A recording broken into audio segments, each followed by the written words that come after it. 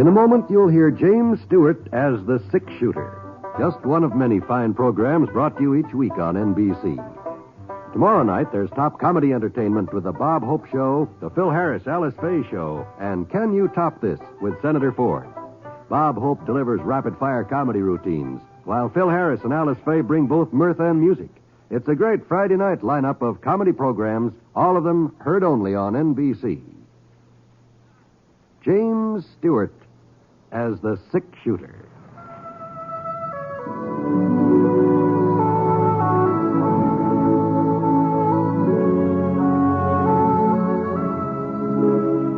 The man in the saddle is angular and long-legged. His skin is sun-dyed brown. The gun in his holster is gray steel and rainbow mother of pearl. Its handle unmarked. People call them both the six-shooter.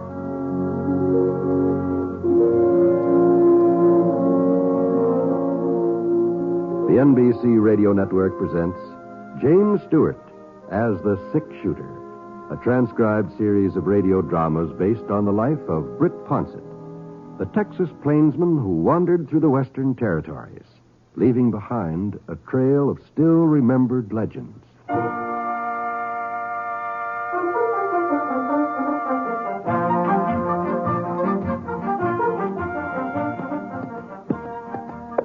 We weren't exactly lost, Scar and me. Well, not completely, anyhow. I had a sort of a general idea of our whereabouts, but I must have taken the wrong turn back at Glen Forks, where we'd have reached Minton by now. The trouble was I'd never covered the southern part of the state before. So for the last half hour, I sort of kept my eyes peeled for a ranch where I could get my bearings. Hadn't spotted any signs of civilization, though. There didn't seem to be any settlers along the trail. And when I finally did come within sight of a house, I almost missed it. And Scar, he didn't. He was thirsty and he could smell water. What's the matter, boy? What's the matter? What? Oh, there it is. Oh. It was about a quarter of a mile east, nearly hidden in a clump of cottonwoods, a large, rambling, two-story building, sort of gray-colored, like it had been white once and needed a coat of paint.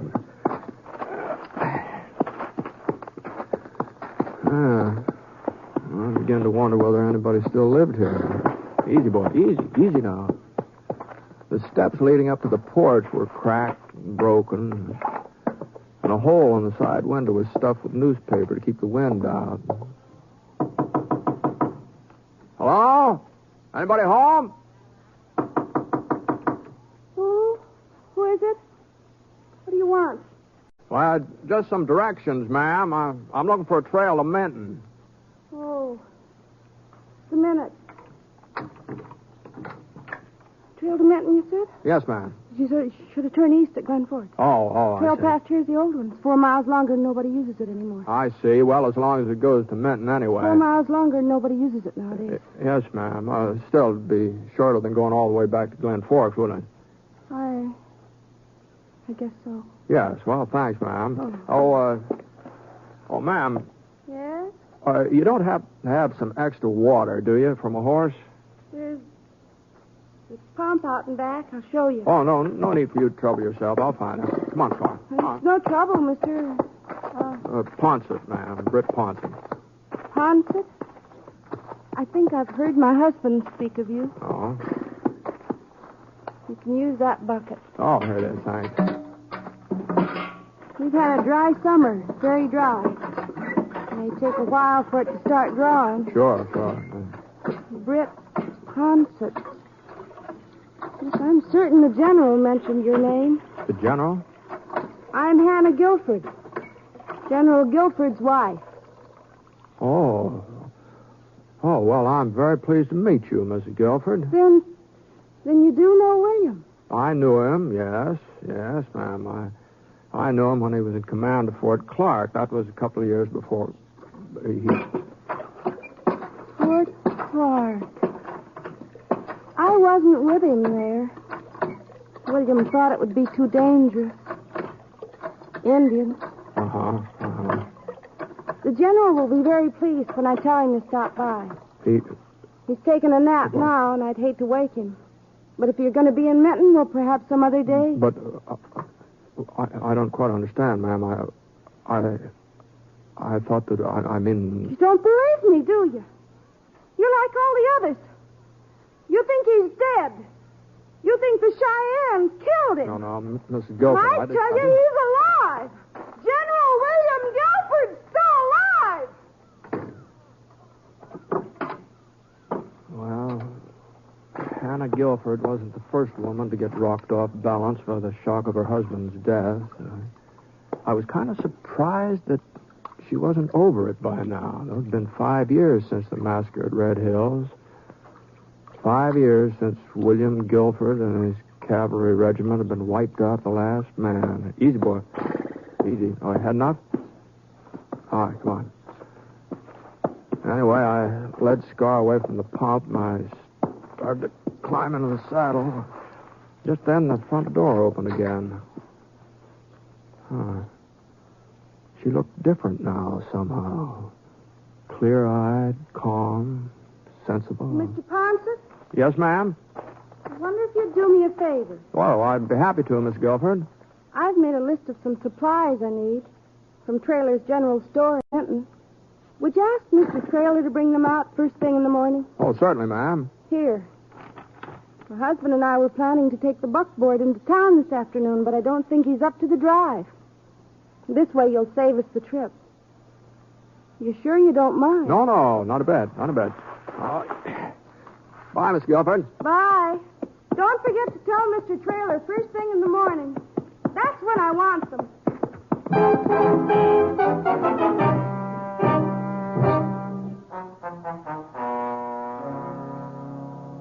She's not getting this stuff first thing in the morning or any other time. No? I can't go on supporting Hannah Guilford for the rest of her life, Mr. Ponset. You can see that. Sure. I know the general was a hero, give his life fighting for the rest of us, but there's a limit. Feeding her ain't enough. I have to send food for him, too. Yeah, well, I'm afraid I don't understand, Mr. Traylor. Look at this here list of hers. Here, right here. 2 steaks for the general. You know how thick to cut 'em. Oh, I see. Well, I'm not saying don't feel sorry for her, living out there all alone, cooking meals for him. There's talk she even sets his place at the table. Well, But she's carrying on like this for 5 years, Mr. Ponset, refusing to believe that he's dead. Pretending that we're the ones who are crazy because we tell her the truth about him. Mm-hmm. Now, we all thought, the folks here in town, that is, we thought she'd come to her senses long before this, but she don't. She seems to get worse all the time. No, that's too bad, isn't it? Yeah. And it's not good for the town either. Well, how's that? Well, you know how kids are. Oh? They get ideas. Well, some of them have been sneaking out to the Guilford Ranch, and they claim they've seen the general's ghost. Oh. Yeah. Next thing, it won't be just the kids who are talking that kind of foolishness. Mr. Ponset, I have heard her carry on a conversation with the general. Is that so? Yeah, sometimes when I come up to the house with a load of food, she's chattering away like he was right there in the same room with her. Gives a man a peculiar feeling. That's all there is to it. Yeah, sure would. You don't think it's wrong of me not to give her the grub? No, it sounds like you've done about all you can for her, Mr. Traylor. Besides, it ain't just the food. It's a 6-mile ride out there. And I have to close up my store while I'm gone and lose all that trade. Why, what's the use? I keep saying I won't do it again. Keep telling myself I'll put my foot down for good and all, but I never do. I get to thinking about the general and how much we all owe him. Then I get to thinking about Hannah, too. How pretty she was when they got married. She was young and pretty. She was a lot younger than him, you know. Only about 20 at the time of the wedding. Let's see, that was 17... No, it was 18 years ago. 18? Well, you mean she... What did that make it? You mean she's only 38 now? Yeah, somewhere's in there. Not much older, anyway. You wouldn't think it to look at it, would you, Mr. Ponset? You wouldn't think she was once the prettiest girl in Menton, now would you? Oh, I guess she's been through a lot. Yeah, I guess she has. Well, I suppose I might as well start getting her order together. If I have it all ready to take out there in the morning, I won't miss much business. The fact of the matter is, I won't miss any business. Seems how I got the only general store here in Minton. Say, if it'd be of any help to you, Mr. Traylor, I could drive out to the Guilford Ranch tonight and deliver the supplies. No. I wouldn't want to put you out. No, I haven't got anything else to do. The cattle I'm waiting for haven't showed up yet. Probably won't be here before morning. Well, if you're sure it won't be an imposition. No, not at all. I'd take it myself, but after 7 before I close up, and then by the time I had supper, it makes it so darn late. Sure, I understand. It'll only take me a few minutes to fill her order. Why don't you just dip into that cookie barrel there while you're waiting?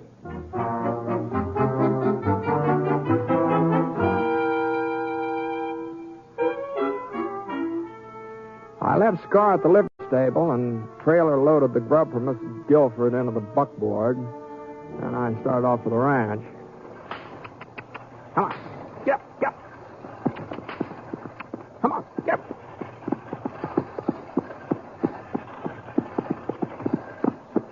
The sun had gone down by the time I got there. It wasn't dark yet, though. You could still see yellow and red over behind the mountains, but the evening star was getting brighter and brighter. Whoa, now. I thought, she must have heard me when I drove into the yard, but the front door hadn't opened yet, so I climbed off the seat, walked up those broken steps onto the porch, and the next thing You can't live on charity forever, will you? Got to do something about the ranch, sell it, or find some way of getting it in shape again. You got to have money. I figured it was one of those conversations Trailer had told me about, that Hannah was talking to herself, pretending her husband was with her. And I felt kind of peculiar, too, the way Trailer said he felt. And I raised my hand to knock, and then all of a sudden I heard something else. Something that told me I'd figured wrong. Why, it's been 5 years. Don't you think I know how long it's been? 5 years, you call it. To me, it's been 50.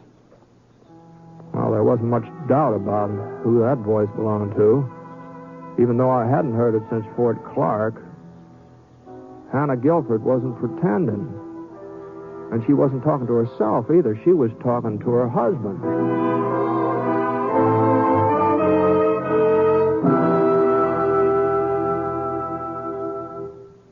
We'll return to James Stewart as the six-shooter in just a moment.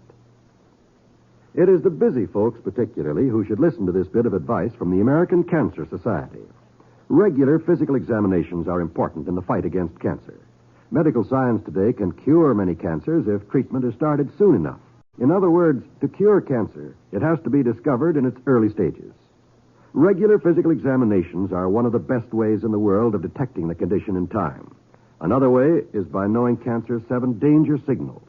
If you'd like a free list of them, plus a lot of other life-saving information, write today to the American Cancer Society in care of your local postmaster. Providing information to fight cancer is part of the American Cancer Society's job. Other vital parts of its job are to provide research, education, and service to cancer patients. You can help in the fight to beat cancer. This is Cancer Control Month by proclamation of Congress. To help, please send a contribution now to Cancer in care of your local postmaster.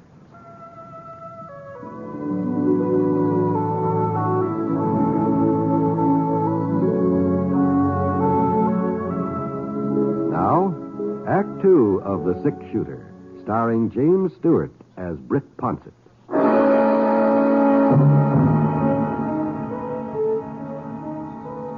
Well, for a minute or so, I just stood there in the Guilford porch listening. Like everybody else, I thought General Guilford was dead, that he'd been killed by the Cheyennes when his regiment was wiped out. Why, there was even a monument to him in the cemetery in Minton. I'd seen it that afternoon as I rode past there. You know as well as I do, Hannah, we can't sell the ranch and we can't move away. If we were foolish enough to try that, Well, whatever the explanation was, it didn't need to concern me, and I turned and started for the buckboard. Right then, one of those cracked porch steps decided to give way. God. Well, I managed to keep my balance, but I'd made enough racket to drown out half a dozen conversations. Mr. Ponson. Evening, ma'am. What do you want? Why did you come back? Well, I brought the things you ordered from town. I thought I'd save Mr. Trailer a trip. Oh, I told the General you were here this afternoon. I was just talking about you, as a matter of fact. Yes, ma'am, I know. You know. I heard you, and the General. Oh. Here, I'll help you get this stuff unloaded. Never mind. What? Don't bother with it now, Mr. Ponce. Just come into the house, please. Now, look, Mrs. Guilford, I didn't mean to be eavesdropping Doesn't here. matter. Somebody was bound to discover the truth. I thought it would happen before this. I almost hoped it would. This way, Mr. Ponce. Yes, ma'am. I followed Hannah Guilford through the front door. The General was sitting on the horsehair sofa. He hadn't aged at all since I last saw him. Funny, the years had speeded up on his wife, but they'd stopped dead still for him. And when he saw me, he got to his feet and he slipped on an army blouse. And even though the cloth had been patched and mended a dozen times, the jacket was still neatly pressed. It still looked military. Hello, Britt. General? He heard us talking, William. He heard your voice, too. I see. Why did it have to be you, Britt? Well, I don't quite understand. Anybody else? People would say it was their imagination, that they'd heard a ghost. But they'd never say that Britt Pouncett was imagining things. They'd believe you if you told them I was still alive. Oh, you never know what people are going to believe, General. What difference does it make now, William? Somebody was sure to find out sooner or later. Be quiet, Hannah. I want to think. There's nothing to think about. We have to face the truth, that's all. We? I'll stand by you. Always have, haven't I? Yes, my dear, yes. You've been very loyal. But I'm the one they'll court-martial. Not you. Not both of us. Court-martial? The Army doesn't look very favorably on desertion, Britt. Oh?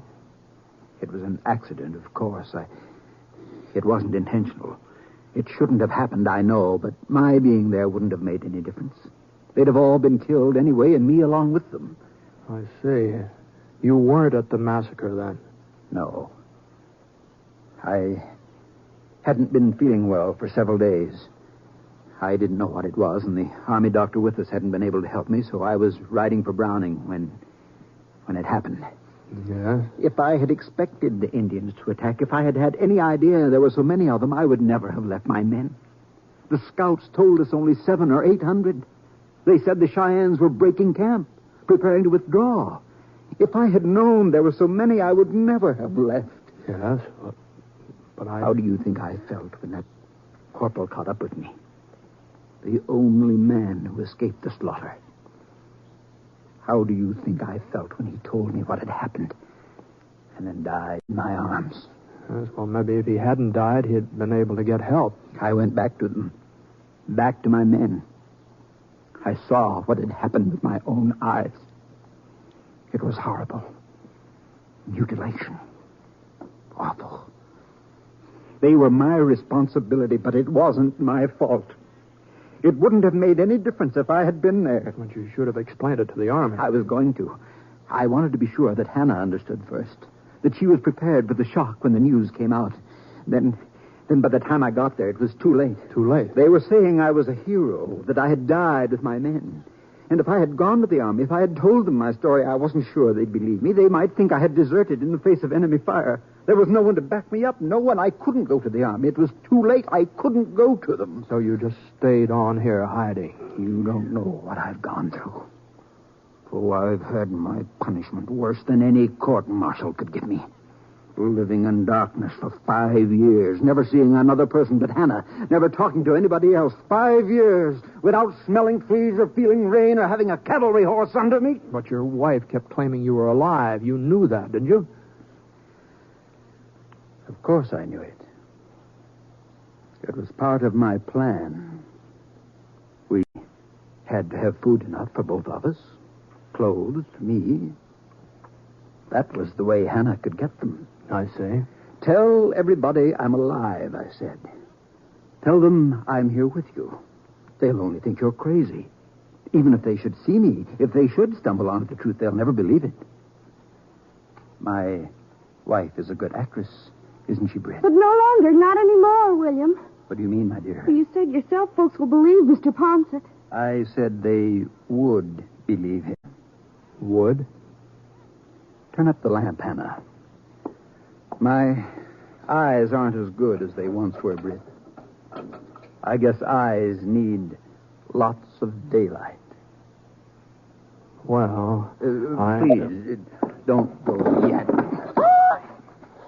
What's that gun for, General? A man changes a lot in 5 years. Some men do. 5 years ago, if I had been forced to go back to the Army, take my medicine, I'd have been able to do it. But now I can't, Britt.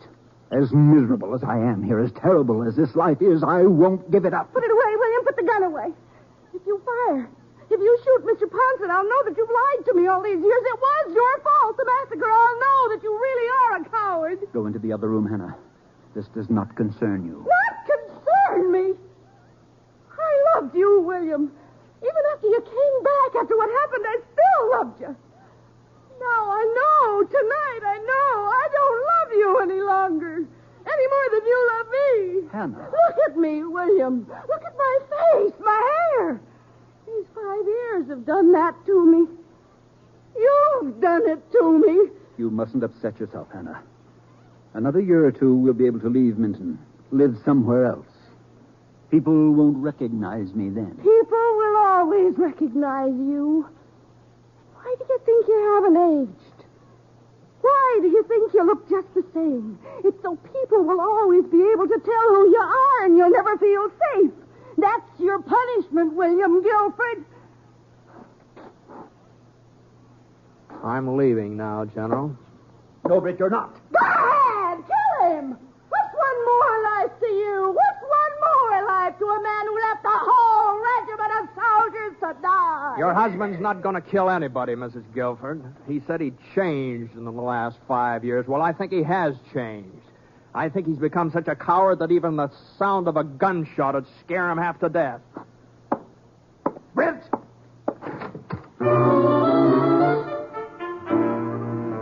I wasn't being particularly brave walking out in the General like that.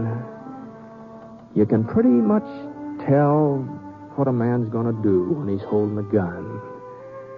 The way his eyes look at you. And Guilford's eyes weren't staring at me like he meant business. I started to close the front door, and I just glanced back over my shoulder as I did it. Guilford was walking up the stairs. He was almost at the top, and then all of a sudden he kind of stumbled. Guilford!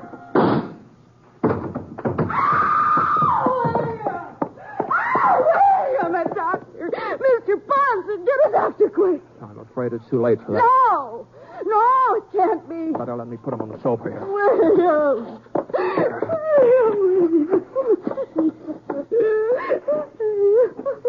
You have any brandy, Mrs. Guilford?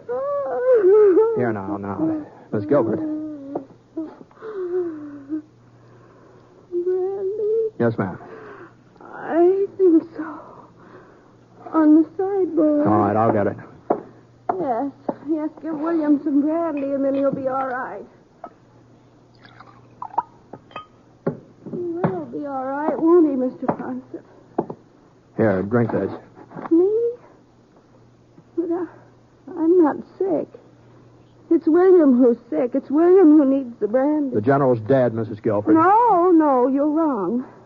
That's just what people think. That's what we want them to think. But he isn't dead. He's here with me. He lives here in this Now, house. you've got to get a hold of yourself, Mrs. Guilford. Why do people keep saying the General is Now, dead? come on, get a hold of yourself here. Stop shaking me. Stop it. But I didn't stop. I went right on shaking you harder and harder and harder until I thought you was going to faint. And then, for a second, she went limp and let out a pitiful little moan. And then she straightened up and her expression changed. It was sort of like a window curtain being pulled back from in front of her eyes. I'm all right now, Mr. Ponce. Well, I'm sorry if I hurt you any. You had to do it. If you hadn't, I don't know what would have happened.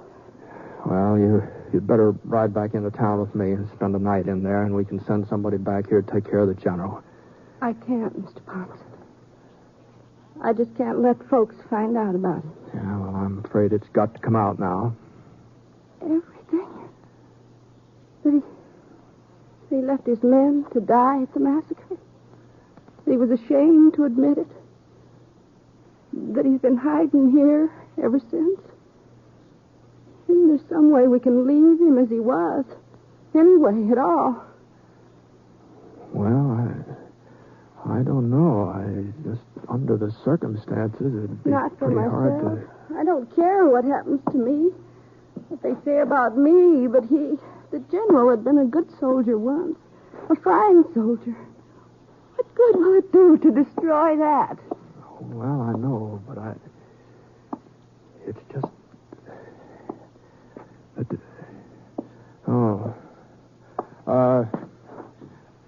Here, you'd better be careful there, Miss Guilford. What? Well, that table with the lamp on it, you almost knocked it over there. And if the lamp should get broken, this whole place would probably go up in smoke before we could do anything about it. It wouldn't matter. The ranch doesn't mean anything to me. Not now. I could never live here again anyway. Yes, well, all the same, we have to be careful. Fire's very dangerous. Yes, it is. Fire. Now, what are you doing? Now, put that lamp down. Fire. Come on. Better hurry up and get out of here. Come on.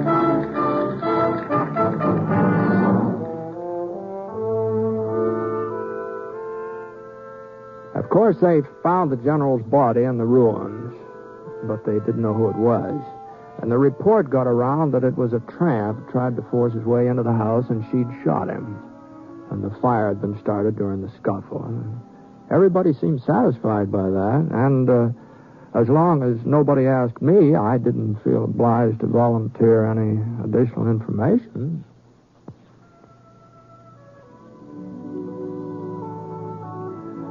The next time I came back to Menton, by George, I could hardly recognize Hannah Guilford. She was working in Traylor's general store. And, she looked a good 8-10 years younger than she had before. There was even talk about her and Mr. Traylor getting married. Seems that after the fire, she sort of got a hold of herself, faced up to the fact that the general was dead. At least that's how Traylor explained it to me. He said that the tramp breaking in on her has done some good. He showed me the fellow's grave. It was right in the shadow of the monument to General William Guilford.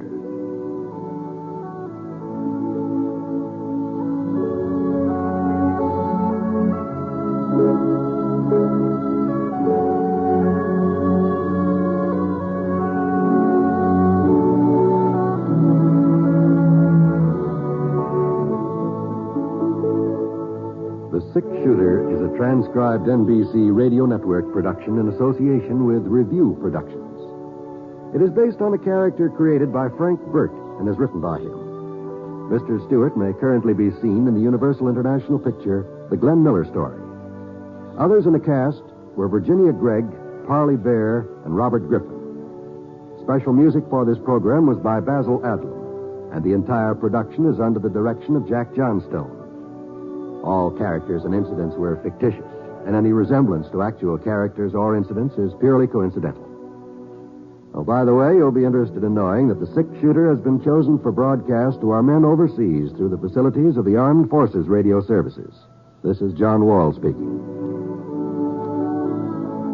Tonight, play Truth or Consequences with Ralph Edwards on the NBC Radio Network.